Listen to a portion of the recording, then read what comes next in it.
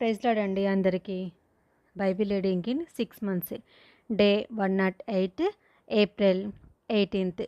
రెండో భాగంగా యెషయా గ్రంథము 10వ అధ్యాయం నుండి చదువుకుందాం.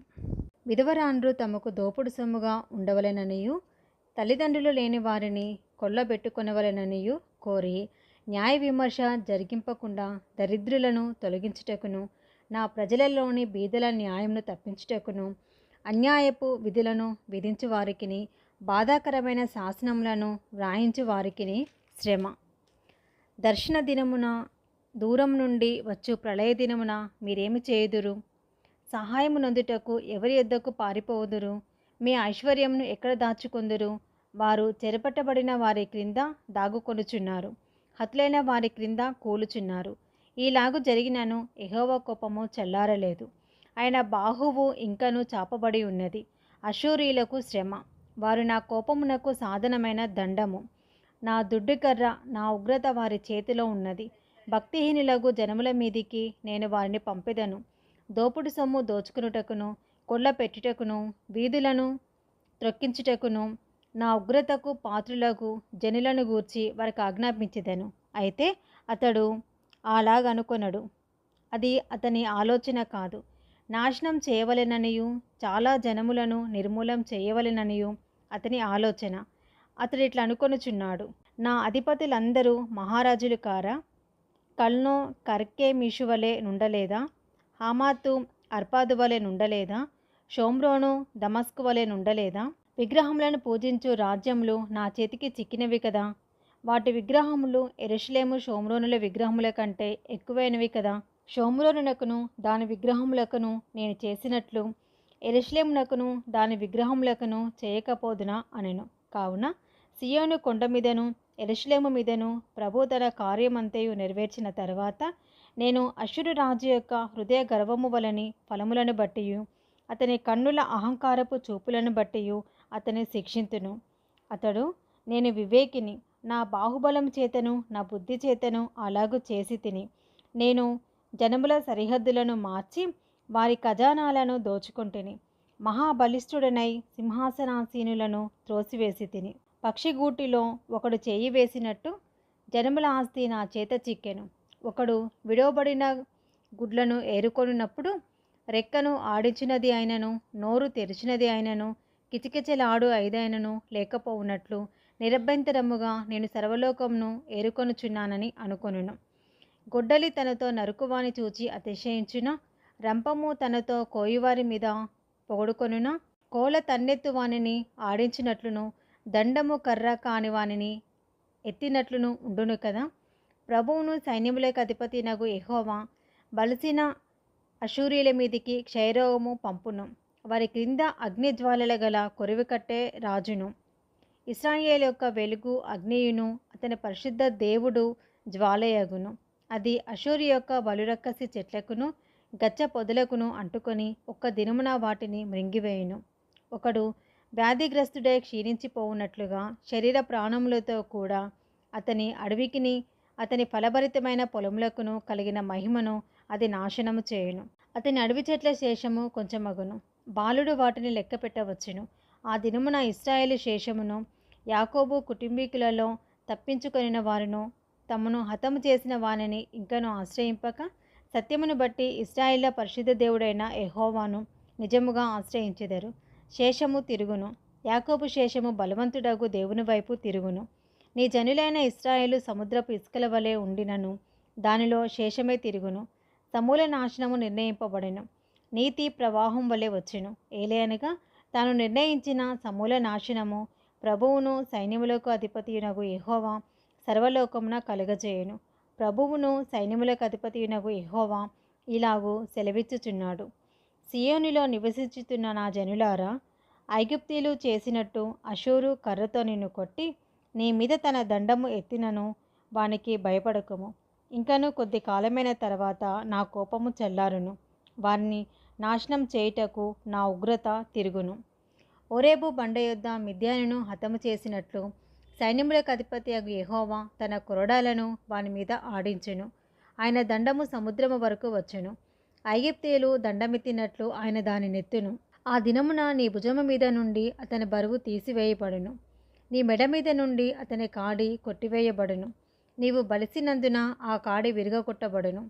అష్షూరీయులు అయాతు మీద పడుచున్నారు. మిగ్రోను మార్గముగా పోవచున్నారు. మిక్మషులో తమ సామాగ్రి ఉంచుచున్నారు. వారు కొండసందు దాటి వచ్చుచున్నారు. రామా వణుకుచున్నది. గేబాలో బసచేతము రండని అనుచున్నారు. సౌలు గిబ్యా నివాసులు పారిపోవుదురు. గల్లీములారా బిగ్గరగా కేకలు వేయడి. లాయిషా ఆలకింపుము.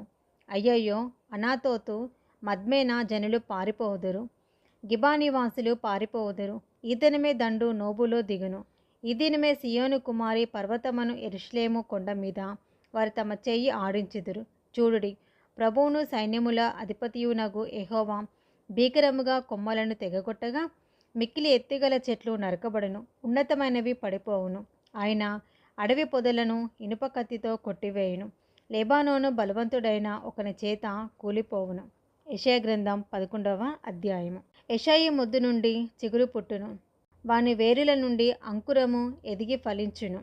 యెహోవా ఆత్మ జ్ఞాన వివేకములకు ఆధారమగు ఆత్మ, ఆలోచన బలములకు ఆధారమగు ఆత్మ, తెలివిని యెహోవా భయభక్తులను పుట్టించు ఆత్మ అతని మీద నిలుచును. యెహోవా భయము అతనికి ఇంపైన సువాసనగా ఉండును. కంటి చూపును బట్టి అతడు తీర్పు తీర్చడు. తాను వినుదానిని బట్టి విమర్శ చేయడు. నీతిని బట్టి బీదలకు తీర్పు తీర్చును. భూనివాసులలో దీనులైన వారికి యథార్థముగా విమర్శ చేయును. తన వాగ్దండము చేత లోకమును కొట్టును. తన పెదవుల ఊపిరి చేత దుష్టులను చంపును. అతని నడుమునకు నీతియు అతని తుంట్లకు సత్యమును నడికట్టుగా ఉండును. తోడేలు గొర్రెపిల్ల యొద్ద వాసము చేయును. చిరుతపులి మేకపిల్ల యొద్ద పండుకొనును. దూడయు కొదమసింహమును పెంచబడిన కోడయు కూడుకొనగా బాలుడు వాటిని తోలును. ఆవులు ఎలుగులు కూడి మేయును. వాటి పిల్లలు ఒక్కచోటనే పండుకొనును. ఎద్దు మేయినట్లు సింహము గడ్డి మేయును. పాలుకుడుచు పిల్ల నాగుపాము పుట్ట యొద్ద ఆట్లాడును. మిడినాగు పుట్ట మీద పాలు విడిచిన పిల్ల తన చేయి చాచును. నా పరిశుద్ధ పర్వతమందంతటను ఏ మృగమును హాని చేయదు, నాశనము చేయదు. సముద్రము జలములతో నిండి ఉన్నట్లు లోకము యెహోవాను గూర్చిన జ్ఞానముతో నిండి ఉండును. ఆ దినమున ప్రజలకు ధ్వజముగా నిలుచుండు యెషయి వేరు చిగురునొద్ద జనములు విచారణ చేయుదురు. ఆయన విశ్రమ స్థలము ప్రభావం కలదగును. ఆ దినమున శేషించు తన ప్రజల శేషమును అష్షూరులో నుండియు, ఐగుప్తులో నుండియు, పత్రోసులో నుండియు, కూషులో నుండియు, ఏలాములో నుండియు, షీనారులో నుండియు, హామాతులో నుండియు, సముద్ర ద్వీపంలో నుండియు విడిపించి రప్పించుటకు యెహోవా రెండో మారు తన చేయి చాచును. జనములను పిలుచుటకు ఆయన ఒక ధ్వజము నిలవపెట్టును. భ్రష్టులైపోయిన ఇశ్రాయేలును పోగు చేయును. భూమి యొక్క 4 దిగంతముల నుండి చెదిరిపోయిన యూదా వారిని సమకూర్చును. ఎఫ్రాయిమునకున్న మత్సరము పోవును. యూదా విరోధులు నిర్మూలమగుదురు. ఎఫ్రాయిము యూదా యందు మత్సరపడడు. యూదా ఎఫ్రాయిమును బాధింపడు. వారు ఫిలిస్తీన్ల భుజము మీద ఎక్కుదురు. పడమటి వైపుకు పరిగెత్తి పోవుదురు. ఏకీభవించి తూర్పు వారిని దోచుకుందురు. ఏదోమును మోయాబును ఆక్రమించుకుందురు. అమ్మోనీయులు వారికి లోబడుదురు. మరియు యెహోవా ఐగుప్తు సముద్రము యొక్క అఖాతమును నిర్మూలము చేయును. వేడిమిగల తన ఊపిరిని ఊదును. యూఫ్రటీస్ నది మీద తన చెయ్యి ఆడించును. 7 కాల్వలుగా దాన్ని చీలగొట్టును. పాదరక్షలు తడవకుండా మనుషులు దాటినట్లు దాన్ని చేయును. కావున ఐగుప్తు దేశం నుండి ఇశ్రాయేలు వచ్చిన దినమున వారికి దారి కలిగినట్లు అష్షూరు నుండి వచ్చు ఆయన ప్రజల శేషమునకు రాజమార్గం ఉండును. యెషయా గ్రంథం 12వ అధ్యాయము. ఆ దినమున మీరిలాగా అందరూ, యెహోవా, నీవు నా మీద కోపపడితివి, నీ కోపము చల్లారెను. నిన్ను స్తుతించుచున్నాను, నీవు నన్ను ఆదరించి ఉన్నావు. ఇదిగో నా రక్షణకు కారణభూతుడగు దేవుడు. నేను భయపడక ఆయనను నమ్ముకొనుచున్నాను. యెహోవాయే నాకు బలము, ఆయనే నా కీర్తనకాస్పదము. ఆయన నాకు రక్షణ ఆధారమాయెను. కావున మీరు ఆనందపడి రక్షణాధారములైన బావులలో నుండి నీళ్లు చేదుకొందురు. ఆ దినమున మీరు ఇలాగందరు, యెహోవాను స్తుతించుడి, ఆయన నామమును ప్రకటించుడి. జనములలో ఆయన క్రియలను ప్రచురం చేయుడి. ఆయన నామము ఘనమైనదని జ్ఞాపకమునకు తెచ్చుకొనుడి. యెహోవాను గూర్చి కీర్తన పాడుడి. ఆయన తన మహత్యమును వెల్లడిపరిచెను. భూమి అందంతటను ఇది తెలియచేయబడును. సియోను నివాసి ఉత్సాహధ్వని బిగ్గరగా చేయుము. నీ మధ్యనున్న ఇశ్రాయేలు యొక్క పరిశుద్ధ దేవుడు ఘనుడై ఉన్నాడు. ఇది రెండో భాగం అండి. Have a blessed Good Friday అండి. Praise the lord.